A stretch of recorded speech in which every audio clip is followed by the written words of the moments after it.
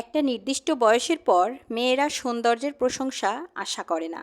আশা করে এক কাপ চা বানিয়ে দেওয়ার পর প্রিয় মানুষটা তাকে একবার বলুক, তোমার হাতে তো দেখি জাদু আছে। হ্যালো এভরিওয়ান, আজকে একটা ডেইলি ব্লগ নিয়ে তোমাদের কাছে হাজির হয়েছি। প্রতিদিন আমি এই কাজগুলো করি জানো আপুরা, তারপরেও এত ধুলা বালি ময়লা কোথা থেকে যে আসে। আমার মনে হয় প্রত্যেকটা মানুষের এই একই প্রবলেম। আমরা যারা গৃহিণী আছি, যারা নিজের কাজগুলো ভালোবেসে করতে পছন্দ করি, তাদের তো এই সমস্যাগুলো বেশি চোখে পড়ে। আর আমি তো একটু ঘরটা গুছিয়ে রাখতে সব সময় ভালোবাসি। আমার কাছে মনে হয় একটু ভালো মন্দ কম খাবো, একটু বাইরে কম ঘুরবো, তবু ঘরটা যেন পরিপাটি থাকে। আজকে আমার বাহিরে যেতেই হবে, একটা বিশেষ দিনে আমার এটা লাগবেই, এমনটা না হলেও হবে, তবে আমার ঘরটা যেন পরিপাটি থাকে। একটা সময় মেয়েরা আসলে এগুলোই চায়, একটা সুন্দর পরিবেশ, সুন্দর বাসা। সুন্দর বলতে সব জিনিস যে দামি হতে হয় এমনটা কিন্তু নয়। অনেক টিনের ঘরেও দেখবে অনেক সুখ শান্তি থাকে, অনেক গোছানো পরিপাটি, দেখতেও ভালো লাগে। এই যে আমার বেলকনিতে যে গাছগুলো লাগিয়ে রাখি, এটা আমার একটা শান্তির অংশ, ভীষণ ভালো লাগে।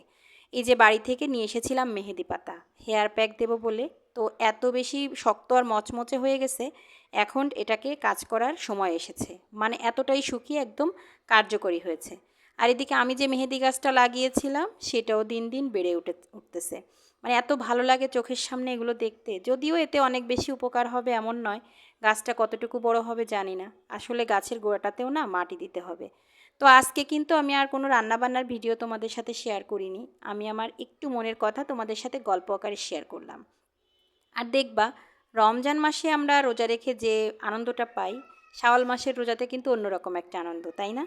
তো আমি কিন্তু আজকে রোজা ছিলাম, তো যেহেতু রোজা একটু ইফতারি তো বানাতে হবে। আর আমার মেয়েটা তো রোজা থাকলে মনে হয় যেন ও নিজেই রোজা রাখছে। রোজা থাকি সারাদিন কষ্ট করে আমি, কিন্তু সে ইফতারি খাওয়ার জন্য পাগল হয়ে যায়। তো তার জন্য আমাকে সব ধরনের ইফতারি বানাতে হয়। ও ইফতারি না বানালে খুব মন খারাপ করে।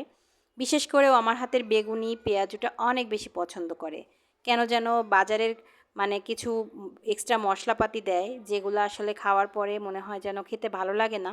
আর বাসারগুলোতে তো পেঁয়াজ বেশি করে দিয়ে আমি একটু ডাল ছাড়া বানানোর চেষ্টা করি, যেদিন পেঁয়াজও বানাই। আর এটা অনেক মচমচে হয়, খেতেও ভীষণ মজা হয়।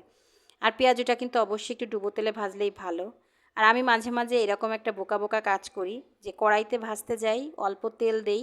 আসলে মাঝে মাঝে মনে হয় যে এভাবেই একটু ভেজে খাবো, আর তখন একটু ঝামেলা পোহাতে হয়। তবে শেষমেশ একটু সময় নিয়ে ভাজলে কিন্তু বেশ মজা হয়। তোমরা অনেকেই হয়তো বা দেখে হাসবে যে এরকম একটা গোল কড়াই, সেটা ইন্ডাকশনে দিয়ে রান্না করছি। আসলে আমার সিলিন্ডারটা শেষ হয়ে যাওয়াতে আমাকে এভাবেই রান্না করতে হচ্ছে। তো আজকের পেঁয়াজুটাও ভীষণ মজা হয়েছিল। দেখতে দেখতে আমার কিন্তু ইফতারির টাইমও হয়ে যাচ্ছে। তো আমি অল্প একটু ইফতারি সুন্দর করে প্লেট রেডি করে নিয়েছিলাম, সাথে একটু ছোলাও ভুনাও করেছিলাম। আজকে মুড়ি মাখা করে খাবো। তবে সত্যি বলতে কি জানো আপুরা, রমজান মাসে ইফতারি খেতে যেমনটা আনন্দ হয় সবাই মিলে, আসলে শাওয়াল মাসের রোজাতে কিন্তু সেই ফিলিংসটা আর থাকে না। তারপরেও আমার তো একজন সঙ্গী সব সময় আছে। তো ইফতারি করতে করতে বিদায় নেব। ভিডিওটা কেমন লাগলো অবশ্যই একটা লাইক কমেন্ট শেয়ারের মাধ্যমে জানিয়ে দিও। আর ভিডিওটা ভালো লাগলে অবশ্যই কমেন্ট করো। সবসময় আমার পাশে থেকেও।